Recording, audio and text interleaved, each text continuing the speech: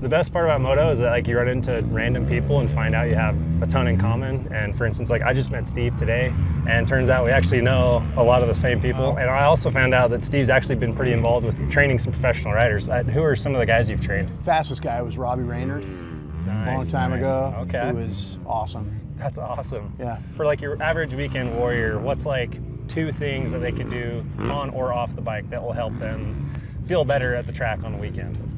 2 things to do.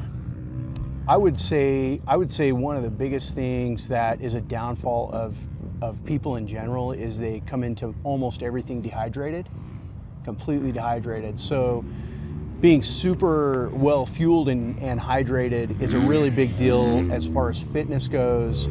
I would say coming into a heavy riding session rested, not already fatigued. You get fatigued and you make mistakes. But also as far as training goes, being very specific, very systematic about your training.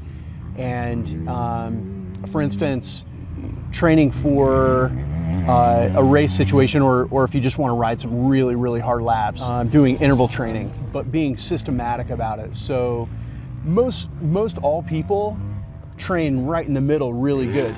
So on their hard days, they go too easy, and on their really easy days, they go too hard. So they're super good at right in the middle. So systematic being, when you're doing a hard day, when you're doing an interval day, you are going so hard that it's difficult to even walk straight. Really, really, really hard. And when you're going easy, almost like we used to call it the parade route. Like so easy that you finish on whatever exercise you're doing and you're like, did I actually do anything? That big of a difference. That's probably the biggest thing that will show people improvement. Awesome. Over anything else. Okay, cool.